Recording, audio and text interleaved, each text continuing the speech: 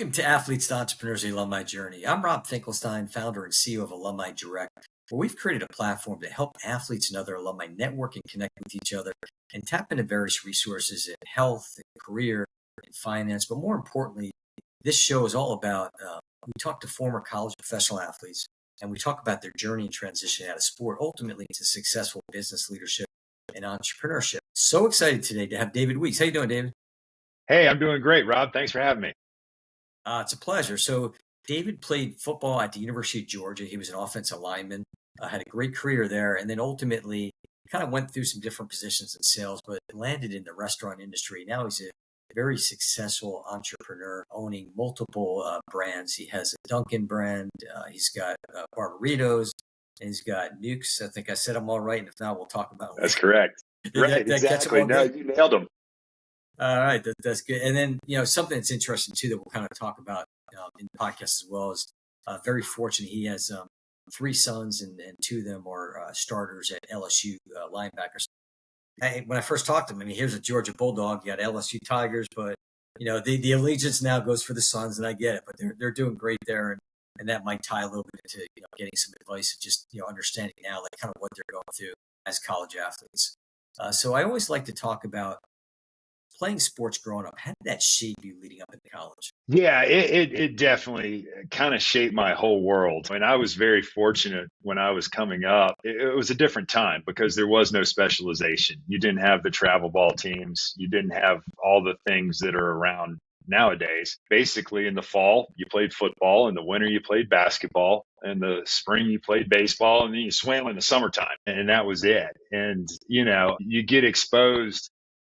I enjoyed being exposed because I loved all those sports. And especially as I got to high school, I was still a basketball and a football player. And I always felt that the skill set that you need to be successful in the basketball court translated to football. And then vice versa, the toughness of a football player could translate to the basketball court. So as I reflect back on my childhood, I was very grateful that I grew up in a time where you could play multiple sports, because as I look at the landscape now in youth sports, I think so many kids are specializing too early. And when you talk to some of these college coaches, they want to see that multi-sport athlete. So did you have a dream of being a professional player? And if so, what sport? So I never did have a dream to be a professional player. And what's funny, my dream when I was growing up, basketball was my first love. I loved basketball and thought I was going to go hopefully play college basketball. And then I was hit a growth spurt in middle school. And by the time I hit ninth grade, I was 6'6", but I was only 170. So I wasn't very big. But then between my sophomore and my junior year, I put on some weight and then realized I became a pretty decent football player because, again, back in those days, everything was based on your weight. So when I was 7 years old, I was always the tallest kid, but I was also the heaviest kid. I wasn't fat, but I think the weight cutoff was 85 pounds and I might be 90 pounds. So I would have to play against the older kids. And when I was 7 years old, I was playing against the 9-year-olds. Not 8 years old playing against the 10-year-olds. And I was not very good at football at all. I was getting my tail kicked on a daily basis. But once I hit high school, I finally started playing against kids my own age. And I realized, hey, I'm actually pretty good at this. And so my basketball career went downhill and my football career went uphill after my junior year. And then was fortunate enough to get some scholarship offers. And for me, it came down back in the early 90s. My final three schools were Georgia, Florida State, Notre Dame. So I had some really good opportunities there. And I just wanted to play in front of my hometown, or my home state, if you will, at Georgia. And, just had a blast. It was so much fun. The college experience was something I wouldn't trade for anything. And then, being able to be a college athlete, the discipline that you have to also go to class, I think is just carried on into later stages of life here. Oh yeah, for sure. How was it playing for Vince Dooley? So I was right after Coach Dooley. Coach Dooley retired in 9. And so I played for Coach Goff. I was there from 91 to 95. And unfortunately, Coach Goff got let go my senior year. And Coach Goff and I are still really good friends. And I tell him, Coach, if you would have recruited better players, you might still be coaching at Georgia now. Yeah. But I was fortunate to play with Kirby Smart. Mike Bobo and Will Muschamp and some of those guys. So I consider them to be great friends, and it's just awesome to see the success that Kirby's had at Georgia. Oh, I didn't realize. So he played there and then he came back and coached. Okay. Right, right. Yeah, you see a lot of that. I went to University of Delaware, and some of Delaware's successful coaches. I mean, Tubby Raymond was a legend, but after Tubby, there was definitely some guys that played for Delaware and had some success there, and went on and came back and coached at Delaware. So let's talk about let's talk about education on transition out of sport. And we talked a little bit offline. When you were at Georgia, was there any kind of education, and not just like the 1 day class, but like just kind of ultimately talking about the transition out of sport? Yeah, so there was not at all. And I can remember one of my teammates who was a few years older than me, Jack Swan. He was an offensive lineman and kind of took me under his wing. And he came back and was a graduate assistant my senior year. And he wrote his master's thesis on this very topic about the difficulties athletes have, especially college athletes, transitioning out of that environment into the so-called real world. Only the top 1% in football are going to have an opportunity to play at the NFL level. Most of us have to make that transition out in the real world. And his whole point was that athletes, it's both a blessing and a curse because you have coaches who have scheduled your whole day, basically your whole life, especially when you have 4 or 5 years in college. And then when you get out of that environment, you might have a great work ethic, but you're almost lost because you don't have anybody telling you what to do. You're so used to being coached for all these years. And, it really struck home with me. And I know Jack, he bounced around to a couple different jobs before he settled. He's now in the financial industry and just doing amazing. And I look at my career and it was kind of similar, is that I bounced around to a couple different jobs, tried a couple different industries before I really settled in to doing what I love, which is the restaurant industry. But it took me, I didn't open my first restaurant till I was almost 30. So there was about a 6 year period there where I was really just trying to figure things out. Yeah, it's a lot, and I think you some people are 1, 2, 3 jobs kind of thing. Some people do a lot more. Some people just don't find themselves at all. And I think schools are probably getting better now. So which kind of leads me to the question. So now as a parent, as a dad of your boys playing at LSU, does LSU do any type of kind of workshops, classes, for the education once they're done with sport? Yeah, they do, but I still don't think there's probably enough emphasis on it. They try to they talk about all the things that you need to talk about, the networking, making sure you have good interviewing skills, making sure you understand how to write a resume, that type of thing. But I think the part that colleges might be missing these days are exactly going back to what Jack's thesis of his paper was, is that there's not going to be anybody out there telling you what to do. You have to go grab the bull by the horns, so to speak. And the world's a cruel place, but it is what you make of it. And you can no longer wait around and have somebody tell you what to do. You have to go do it yourself. Yeah, it's tough. And I mean, I think, I talked to one guy on a previous podcast and he just said, Rob, I really wish that I would have had like a 6 week workshop or a mandatory class. They talked about it because, you've got even the financial literacy and now, with NIL and all that, image likeness, I think there's a little more focus on it. And I think even to the point of being mandatory, like in colleges and now even at the high school level, more education on financial literacy. And one of our previous podcast, we had Jed Collins, who's kind of renowned in that space as an educator on that whole topic of financial literacy and works with the high school, colleges, NFL players, and all that. So I think it's really important to have that.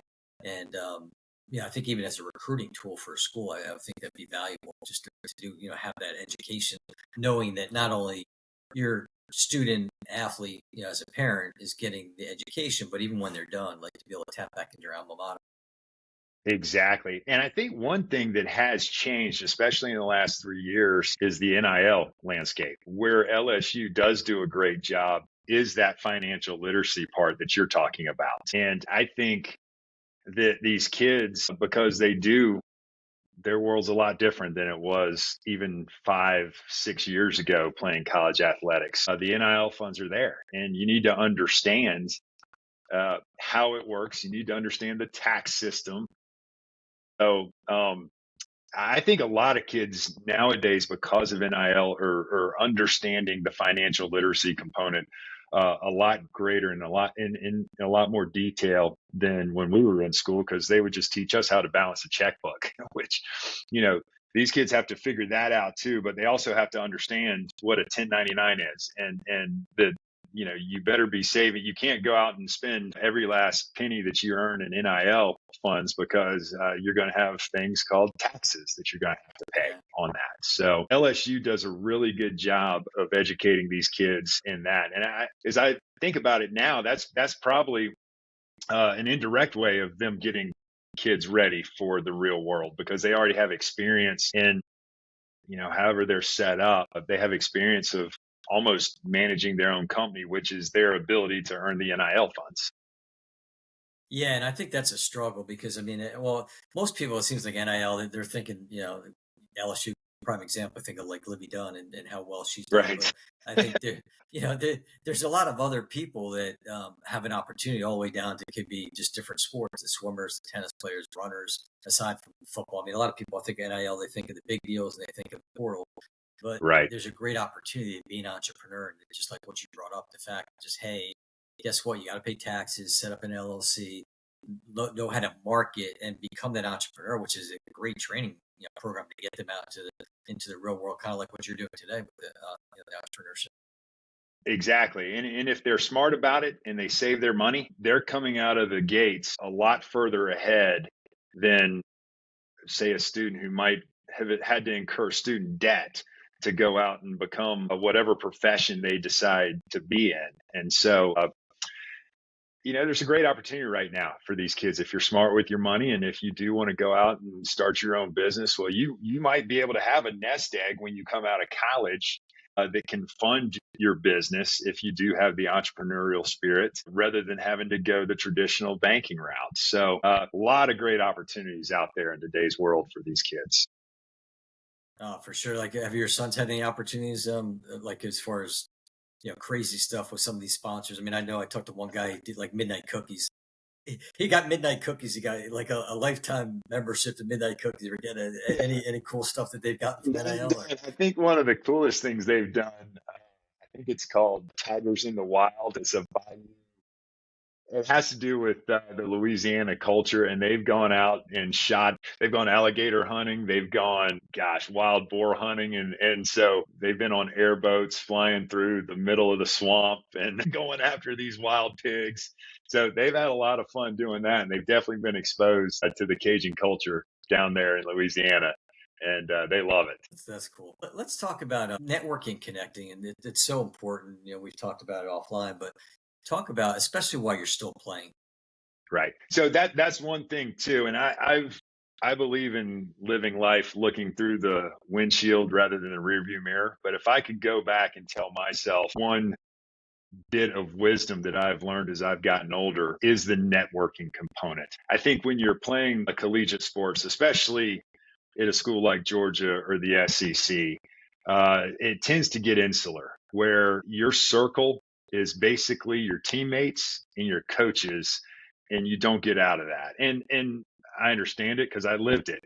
You're so busy that you don't have a chance to be a normal student out there. But there's still opportunities when you're going to class to try to network as much as you can. And I did a decent job of it, but I think I could have done a way better job. Even today, being in my early 50s, I still meet people that say, "Oh yeah, I remember I was in a class with you at Georgia," and I kind of kick myself because I said, "Well, I should have met this person when I was 20 years old," and who knows where that relationship should have gone. So networking is, in my book, the most important thing you can do. I think when I started my business in the restaurant business, we had great food, and Barbaritos was a brand that was started in Athens, Georgia, and I was the first franchisee. But people told me that they came to our first restaurant because they just wanted to see how I was doing, because they remembered that I played football at Georgia. And so I would tell them, well, that's great. Now my job is to make sure you keep coming back to see me because you enjoy the food we're serving. So it opened the door for me for people to come see us. I always try to preach to the younger kids that I talk to, and I talk to some college classes, and even with my own boys, the old saying, it's not what you know, it's who you know. But I always try to take it a step further and say, it's who knows you. And when you're playing collegiate sports, whether you're at a place like LSU or Georgia, or even if you're at a smaller school like, say an App State or a Georgia Southern, the connections that you can make at these schools are just unbelievable. But it's up to you to make those connections. And because people know who you are, but if you show them that you're interested in what they're doing too, that's when you can really strike up a strong relationship. Even as I get older, the networking component is so important to me, and I wish I had done a better job. And I'm fortunate that I do meet people that my boys are friends with that aren't football players, and that's a really good thing, because the world's a lot further. The world's a lot bigger than just the locker room. Even to encourage these athletes and then just the kids in general to like network when they're younger, and just you've got a teammates and friends in school, and you never know who their parents are and what they can do. And then a lot of times it comes up where, okay, well, you're young and you look at and say, oh, well, what is that person? How can I help that person? I mean, they're a multimillionaire or whatever. Well, maybe you're helping out one of their kids. You just never know. And I think That's right. I always stress just it's all about helping people and paying it forward, because I really believe and you said it too, is if you're interested in someone else and what you do to help them, it's going to come back your way as well. And I think it's just so important to have that attitude when you're networking. There's no doubt. There's so many great sayings out there about networking.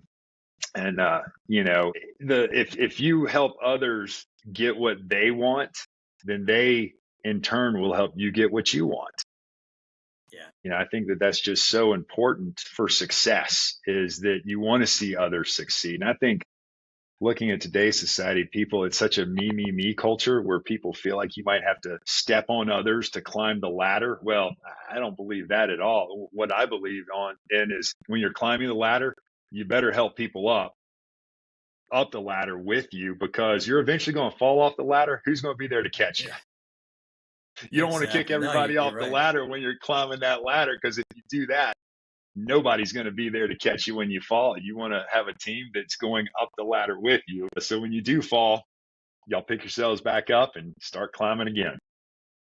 Yeah, I love that. I mean, it's so important just to that whole helping others. I mean, and even I had a recent example. I met a guy at a networking event, and I saw that, hey, he was a good fit for here and here, and I made a couple introductions and really great calls that came out of it for him and the other people. And he just turned around and said, Robbie, what can I do to help you? Thank you so much. I appreciate it. So just keep that in mind when you do it. And then while you're playing, again, like David mentioned to me, you're relevant.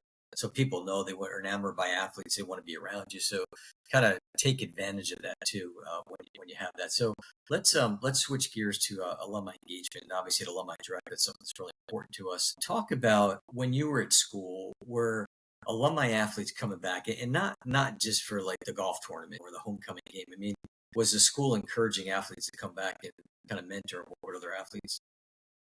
Yes, very much so. Some of my closest friends, closest mentors are guys that I met when I was playing at Georgia, who had been through the same thing that I had been through. And the ones that I gravitated towards were the ones that had the entrepreneurial spirit. And I learned a lot from them. And I try to do the same thing in my day to day now too, is help those athletes, because like we've said in the earlier part of our conversation, when you're transitioning from a collegiate athlete into the working world, it's difficult. I think it's probably the most difficult thing that you're going to go through as a young adult, is trying to make that transition. So I had people there that helped me make that transition. And so that's what I've tried to do later on in my life, because like you said, it's all about paying it forward. And then hopefully in turn, those kids, when I'm older and can't do it anymore because I can't keep up, hopefully they're just continuing that ball rolling, because that ultimately is what will keep our country where it is. The next generation is going to be the next generation up. So we need to make sure that we're helping them have the same opportunities that we have. Yeah, and I think more and more. I think schools are looking at it. I mean, they want to reengage their alumni athletes, and there's so much to it. And I think it's important. I think also to cross pollinate sports. So I think Right. sometimes you see at a higher level like football, baseball, basketball that they kind of hang together. The NFL guys, Hmm. other than the stars, maybe coming across different sports, but the athletes have a very similar skill set DNA. And I think there's that affinity relationship that the football player could be talking to the swimmer, who could be talking to the basketball player. I was just talking to another guy just before this, and I do a monthly network for my podcast guests, and it's across all sports. So it's kind of cool to see. I've got wrestlers and soccer players and NFL players and major league players and college swimmers and handball players, all different sports. But when they all kind of roll up their sleeves, like, how can we help each other with our businesses? That's right. Exactly. Especially in the entrepreneur world, because it's lonely out there. It's not a 9 to 5 job. You don't have weekends. I like to say every day's a Friday in our industry, but it's hard. But Yeah. I love it. And when you have people that are in the trenches, that are doing the same thing you're doing, and you can hopefully learn some best practices from them. Also learn where some of the landmines are out there, and that's also important to learn from people's experiences. I've had several failures in my career that taught me the most. They taught me more than my successes did, and I never want to forget those lessons. And part of what helped me when I did fail was talking to other people who had the same failures that I had, and how did they navigate through those turbulent waters that they were in at the time, and that helped me navigate as well. Yeah, no, absolutely, and it's again. So the advice out there definitely is tap into the alumni, and alumni go give back, and again, it will come your way. So since you did watch some of the other podcasts, you know these questions coming up for you. So he's prepared, and he probably he did his homework. So I hope I'm the as good first as the some of the first other question is, guests. Some of the guys nailed them, though. I'm like, man, that was a great answer. I'm feeling it. I'm feeling it. It's gonna be good here. So if you can go back in time, and you kind of alluded to it before, you did kind of make a comment about it, but if you can go back in time and give 10 words or less advice to freshman David at Georgia, what would you say? Yes, be a better student. You're there. You're not there to play football. Be a better student. I'll tell you. I'll tell you a quick story on that. I'll never forget. I came home, and at Georgia, some of your core classes. I was in a science class with 300 students my spring semester of my freshman year. All right, and if you've never been to Athens, the springtime in Athens is just a wonderful time, and especially back in the early 90s. And so I decided that I was kind of a big shot on campus, and I didn't really need to go to class, and I had everything figured out. And I remember my grades came home to my parents, and I was home for about a week before summer workout started, and I made a D in that class. And I remember my dad took me down to the basement. He said, "Son, I don't care who you think you are, but if you ever come back with another D, and I don't care what Coach Golf says, I am yanking you off the football team, and you're just going to go to work because you're wasting your opportunities there." And so not only to have my dad telling me that, I had the student support services at Georgia telling me that. And it really hit home with me. And one thing that I tell young kids nowadays that I'm learning as I get older, I'm a better student now at age 52 than I was at age 22. And I wish I would have had that 100%. same mentality when I was that age of being curious about so many different topics. And so that would be my advice: is be a better student, and then be a lifelong student. Education does Yeah. not end when you graduate from college. And I think those of us that do have some years under our belt realize that. Oh yeah, no doubt. I totally agree, and it does get, I think, easier when you get older. You maybe take it more seriously and all that. So now, fast forward to senior David. Any advice to him? Oh gosh, you know what? When I look back, I think Senior David did a really good job of navigating from post college through first jobs, of trying to try multiple things before I settled on the restaurant industry. And what I mean by that is I was never satisfied. And when I didn't like something, I wasn't afraid not to change it. I think so. The advice I'd give Senior David is don't be afraid of change. And that's the thing, even as I get older and older, I think people get so afraid of change. And I'll tell you a quick story on what I mean on that. Before I started the restaurant, I was in pharmaceutical sales. And at the time, and even to this day, pharmaceutical sales is a very lucrative profession to be in. Back when I was in it, you had the company car, you had the bonus, you had the pension, the 401k. I mean, you had everything you would want. And I was talking to a guy, my wife and I were having dinner with a guy and his wife, and we were talking about our dreams and our goals. And he loved to ski. He would go up to Boone, North Carolina, and on the weekends, he would be a ski instructor. And he was probably in his mid 40s. And I asked him, I said, do you think you're going to retire?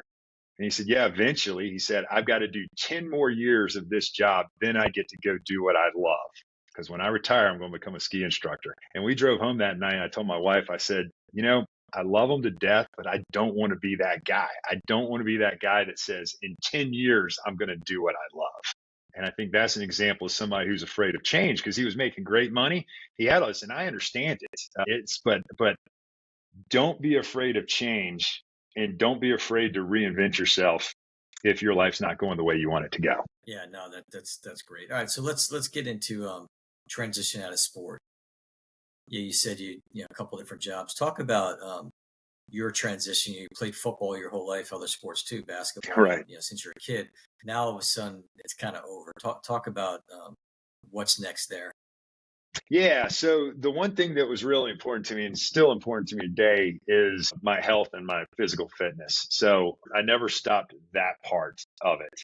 But transitioning out, it goes back to what you do for a living, who you are as a person spiritually, and then how do you take care of your body. So I think those three things are extremely important as you get older. And so the spiritual component and taking care of my body, I wanted to maintain that. But then it's like, all right, what am I going to do for a living, and how am I going to raise a family? And I had a lot of people, especially in Athens, and you've got Atlanta, which is 60 miles to the east of Athens, and that's where all the opportunities are and still are today. And I had a lot of job opportunities in Atlanta, but I grew up in Atlanta.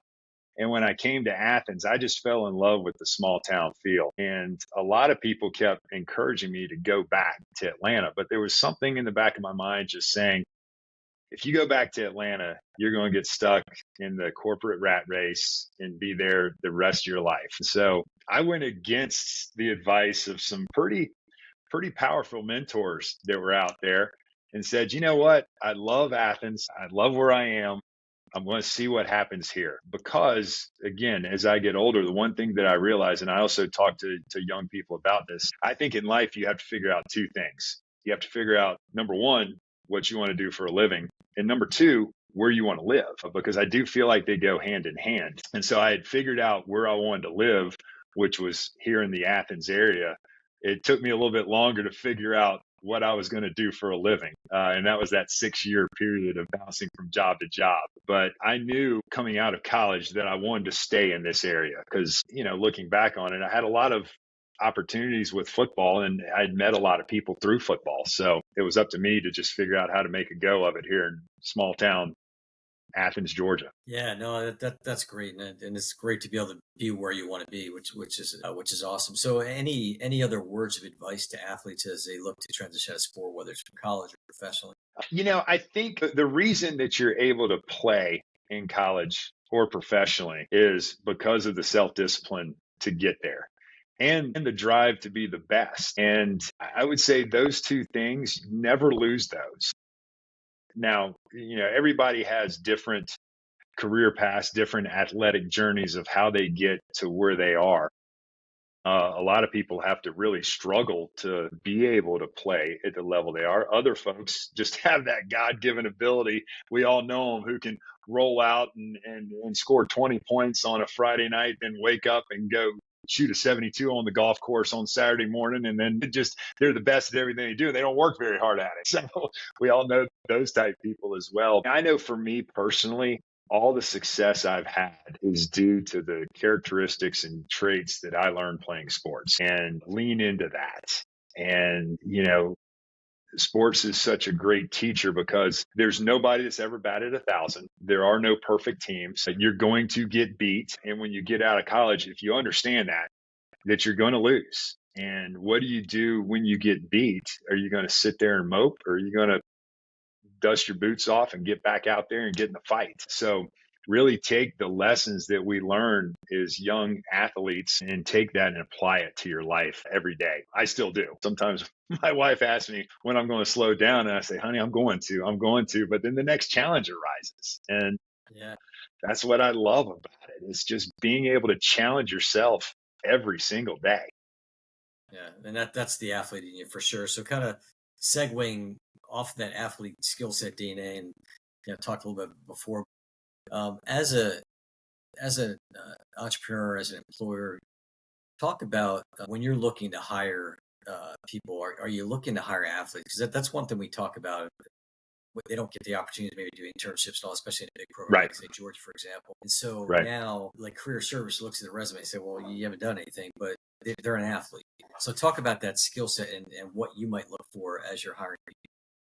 Right. Yes. And I know there's a lot of companies out there that want to hire athletes because of the discipline and the teamwork aspect that they probably have deep inside of them of what they're all about. One thing, I don't know if we talked about this, but I coach high school football. And so I hire a lot of my football players to work in our restaurants. Number one, they know me, they know my standard, and I believe that, especially in my line of work, being in the restaurant business, because we hire a lot of young people, and I preach to our general managers and our above restaurant leaders every single day that we have got to set the bar high, because if we do, the people we hire, there's a good chance if we hire the right people, they're going to meet that standard that we set, and if they don't, then they can go find another place to work. We've had a lot of success. Some of my key people in my company were people that I coached in high school football back in the early 2000s that came to work with me, and they're like, Coach Weeks, I want to come work. I want to keep being with you and see what you're doing over there. And now I couldn't run my business without them. And it's been great for me to see the transition that they've made from a high school, college age kid, and to now they have families and are fathers and are coaching youth sports in the community. And that's the part that just really warms my heart is when you do see former athletes of yours have success out. Yeah, no doubt. So let's talk a little about your businesses now, and a lot of us are food junkies out there. So tell us about your different brands, and maybe give some key menu items people should be looking for. Yeah. So the first brand that I got into was Barbaritos, and it's very similar to the Chipotles of the world out there, where you build your own burrito, taco, quesadilla, nacho. And like we were talking before, I am very partial because I think we are the best. We might not be the biggest brand out there, but when we execute the Barbaritos playbook, there's no other burrito brand out there that does it as well as we do because we make everything fresh in house every day. Still to this day, we still order 250 pounds of tomatoes that we dice up every single morning for our salsa and our guacamole. 5 pounds of fresh avocados to make our guac. So, I love Barbaritos, and it's been a great brand for us to get our start. And then fast forward 10 years after I opened my first Barbaritos is open for lunch and dinner. Well, I had too much time on my hands at breakfast, so I decided to get in the Dunkin' Donuts business, which is a breakfast concept. And Dunkin' is national, actually global. They have over 15,000 stores across the world. And so I tell people all the time, I went from pitching in single A ball to the major leagues with Dunkin' Donuts. I mean, they are just a monster out there, and I learned so much from their playbook as well. And then our third brand is Nuke's Eateries. It's another Southern brand. Started in Jackson, Mississippi, and we're soup, salad, sandwiches. And our founder was one of the founders of McAllister's Deli as well too. So he's real big on quality, and that's for all of our brands.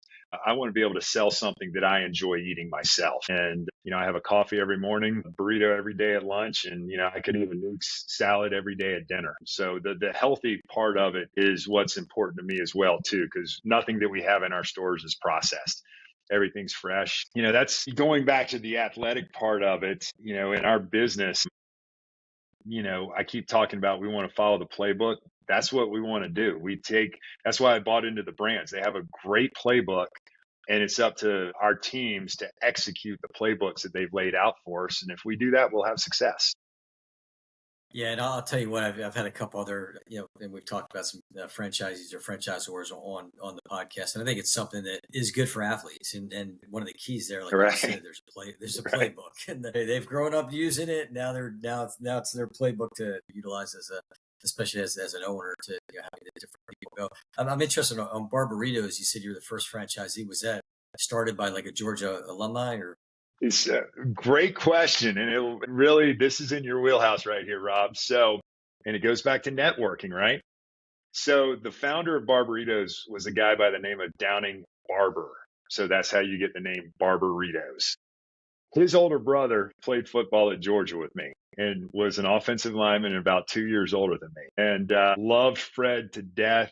Great family. And Downing went to Valdosta State, several hours south of Athens. So on the weekends, Downing would come up to Georgia on game days, and I got to meet him when, back in the early 90s. So anyway, then our paths diverged.